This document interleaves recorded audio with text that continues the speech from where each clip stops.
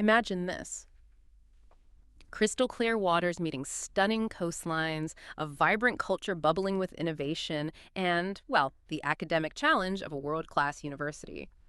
If you're an ambitious graduate student dreaming of a master's degree in Australia, this deep dive is definitely for you. You've got that vision, that aspiration, but you're probably also thinking, okay, sounds amazing, but how do I actually get there? What's the real roadmap to a master's program down under? Yeah. So our mission today is to cut through all that complexity around applying for a master's in Australia. We've gathered your sources, everything from official uni guidelines and visa rules to insights from consultants and even successful alumni. We're going to pull out the most important bits of info, we'll flag the potential hurdles, and hopefully give you a clear, actionable path for 2025 and beyond. Think of it as your shortcut to getting properly informed. Okay, let's dive in. It really is true. The opportunities in Australia are just immense and very appealing. But what's fascinating, I think, is that while the destination is great, really understanding the precise requirements, the little nuances of the application process, and what Australian universities really want, that's not just half the battle. It's more like a strategic advantage. Our goal here is to demystify this whole journey so you can focus your energy on preparing for success, not just wading through piles of information. Exactly. So beyond just the raw numbers on a transcript, what are Australian universities really looking for when they see an academic record? Are there subtle things, maybe underlying qualities they value, especially with applicants coming from all over the world? That's a really good question, because it's definitely not just about ticking boxes. The first thing, the absolute foundation, is, of course, a bachelor's degree. It has to be in a relevant field from an accredited place. That's your starting point. But beyond that, while there's usually a minimum GPA mentioned often between 2.5 and 3.0 on a 4.0 scale, what universities often look for, kind of implicitly, is a GPA that's a bit above that minimum. It signals you can handle tough master's work, shows academic readiness, a commitment. And that's especially true for the really competitive courses like MBAs, some engineering streams, or medicine. The bar will be significantly higher there. And crucially, your bachelor's has to connect logically to the master's you want. They look for that natural progression. You typically can't just jump from, say, history into a Master of Engineering without some serious, relevant science or engineering background to bridge that gap. They need to see you've got the groundwork to succeed in the advanced field you've chosen. Right, so the relevance is just as important as the grade itself. That makes sense why that study progression matters. But it's not just what you studied, it's how well you can communicate, right? English proficiency, that can be a really big hurdle for a lot of international students. We know the standard tests, IELTS, TOEFL, PTE. But are there common mistakes or misunderstandings people run into? Good point. Yeah, for English, the main ones are IELTS, TOEFL IBT, and PUT academic. Generally, you're looking at an overall IELTS score of 6.5, and importantly, no single band score lower than 6.0. For TOEFL IBT, it's usually in the 79 to 90 range. PTT academic, somewhere around 58 to 65 is the typical requirement.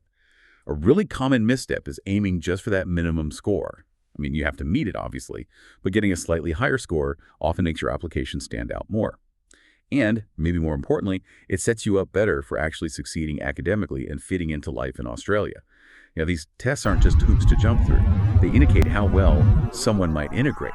Now, there are exemptions sometimes. If you did a whole degree in an English-speaking country, or maybe your previous degree was entirely taught and assessed in English, you might be exempt. But you absolutely have to verify that directly with the specific university you're applying to. Don't assume. Check first. Got it. So right from the start, precision matters, academics, language scores, no wiggle room there. But okay, beyond those basics, let's talk about something that trips up a lot of applicants. Work experience, and of course, the money side of things, the financial realities. Absolutely. Moving beyond the transcript, work experience can be a real game changer. For some programs, it's actually mandatory. Think MBAs or certain other professional master's degrees. They often require maybe 2 to 3 years of relevant work experience. These courses are specifically designed to build on that professional base. But for other fields, like a Master of Engineering or maybe IT programs, they're often quite happy to take new graduates. No experience needed there, usually. But here's the thing. Even when it's not mandatory, highlighting your work experience strategically can seriously boost your application. It's not just about what you did. It's about showing the skills you gained, problem solving, managing projects, teamwork, maybe leadership, and how those connect directly to the master's you want to do. It shows maturity, a clear career path, universities like that. It helps your employability later, too. That's a really useful distinction, not just having experience, but framing it right. Okay, and speaking of major investments, let's get into the money. Because you're not just preparing academically, you're also proving you have the funds to, Well, not just get by, but actually thrive in Australia. It's a big commitment, time, and money. And the universities, and let's be honest, the visa people, they need to see you're financially ready. What are the core numbers we're talking about? Financial stability is definitely critical, no doubt about it. For tuition fees, you need to budget realistically. It can range quite a bit, anywhere from, say, AUD 25,000 up to 50,000 per year. Depends heavily on the course and the uni. So that's a big number right there. Planning is key. And then on top of tuition, you have living costs. The Australian government requires you to show proof you have access to at least AUD 24,505 per year just for living expenses. That's not a suggestion. It's a hard requirement for the visa. You'll need solid proof bank statements, maybe an official loan approval letter, or signed affidavits of someone sponsoring you. And the crucial thing is these funds need to be easily accessible and clearly shown. No gray areas allowed. Understood. Okay, so you've got the grades, maybe the experience, the financial backing sorted. Now, the next potential minefield for many, pulling together all the paperwork, I can just imagine the stack of documents. What exactly is in that critical pile for the university application and then later for the visa? And what are the biggest paperwork traps people fall into? Yeah, the document checklist is pretty comprehensive, and honestly, every single item counts. For the university part, you'll need your official academic transcripts, your bachelor's degree certificates, those English test results we talked about, standard stuff. Then come the bits that are more about you and arguably where you can make a real difference. A strong statement of purpose, your SOP, that needs to tell your story, your reasons. Then, letters of recommendation, LRs, ideally from professors or employers who know you well. An up-to-date resume or CV. And obviously a copy of your passport. Where students often stumble, I find, is with the SOP and the LRs. A generic SOP that sounds like it could be for anyone applying anywhere. It's a major red flag. Your SOP has to be super personalized. Clearly explain why Australia, why this specific university, and why this exact program fits your goals. Make those links clear. Same for lures. Get them from people who can genuinely speak to your strengths and your potential for master's study, not just a generic letter. And sometimes, depending on the course, there are extra things. Applying for design or architecture, you'll probably need a portfolio. Doing a research-based master's. A detailed research proposal is often required. See these as chances to really show what you can do. That's quite a list just to get the offer from the university. But like you said, that's only half the story. Once you have that acceptance letter, the confirmation of enrollment, then you need the visa. What are the key hurdles for the subclass 500 student visa? And how important, really, is that genuine temporary entrance statement? Yeah, exactly. The subclass 500 visa is the key. First thing you need is that confirmation of enrollment, the COE, from your uni. Can't apply without it. Then comes the genuine temporary entrant, or GTE, statement. This is not just a tick box exercise. It's how the government assesses if you genuinely intend to study temporarily and then likely return home. So your statement needs to be very personal, consistent with your background and your future plans. It has to clearly spell out why Australia and this specific course makes sense for you right now, for study purposes. Any whiff of inconsistency, or if it seems like your main goal isn't study, that can cause big problems. Other visa must-haves include that proof of funds we covered, overseas student health cover, OSHC, that's mandatory private health insurance for your whole stay, and of course a valid passport with enough validity. And just a quick note, particularly for our listeners from India. Besides the popular courses like business, IT, engineering, health sciences, it's quite common for unis to ask for specific certificates if you had any academic backlogs, and also a complete mark sheet showing an official percentage conversion. Knowing about these specific Indian requirements up front can save a lot of hassle. Wow, that is quite a checklist. It really hammers home that every little detail matters. Missing just one thing or getting one detail wrong could potentially derail the whole application. So, what are the most common reasons things go wrong, the biggest pitfalls? And more importantly, how can you build a strategy to actually avoid them? You've hit the nail on the head. There are definitely recurring problems. Well, Low English scores are a big one, often just down to not enough focused practice for IELTS or PTE. Incomplete or dodgy documentation is another huge issue. Missing transcripts, certificates not properly authenticated, that kind of thing. yeah. Remember that consultants point 70% of denials can stem from poor paperwork. That's massive. A weak SOP, one that's just too generic, really hurts your chances. It doesn't show you. Not having clear proof of sufficient funds is another common one. Applying too late, universities have strict deadlines. And then visa refusals, often because the GTE wasn't convincing or there were lingering questions about funding. These are all major roadblocks. 70%. That's incredible. It really shines a light on just how crucial getting the paperwork absolutely perfect is. So, okay, what are the practical, actionable tips? How do you manage all these requirements effectively? Right? You need a solid plan. First tip, start early. And I mean really early. Aim to get applications in maybe 12 to 15 months before you want to start. Don't leave it to the last minute. Quality prep takes time. Research the specific GPA cutoffs for every single university you're interested in. They do vary. Put serious effort into IELTS or PD training. Aim higher than the minimum. It makes you more competitive and, frankly, better prepared for study. Critically, customize your statement of purpose for every school. Don't just change the university name. Connect your specific goals to their specific programs, research strengths, faculty. Show you've done your homework.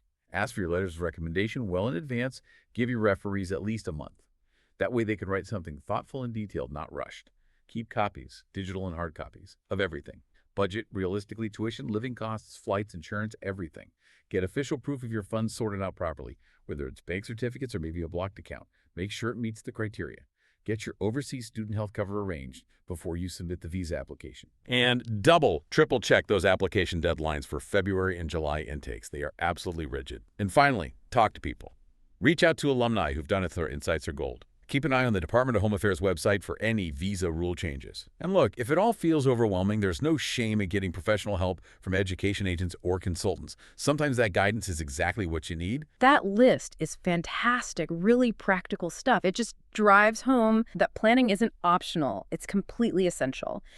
It's about showing real commitment, not just scraping by on the minimums. Exactly. Academics talk about readiness and clear goals, but Right. that consultant's point about 70% of denials from bad paperwork, that's the stark reality on the ground. It really makes you think, doesn't it? Are you just ticking boxes, or are you truly preparing to make the most of this opportunity and showing that commitment? That's the perfect setup because sometimes, even with the best planning, things don't go smoothly first time. But persistence is key, right? We actually have a great case study that really brings all this to life, shows how someone navigated the hurdles and got there. Let's talk about Arjun. Right. Arjun Engineer, he's a bright graduate from Bangalore, applied to Monash University back in 2024, but initially he got denied. And his challenges were exactly two of those common pitfalls we just discussed. His proof of funds wasn't quite strong enough, and his statement of purpose was seen as a bit weak, a bit too generic. But Arjun didn't just give up. He regrouped, got strategic for his next attempt.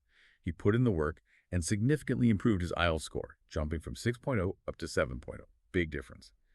Then he made sure his financial proof was rock solid, clearly showed IU if 40,000 in accessible funds, well above the minimum, proving he had strong financial backing.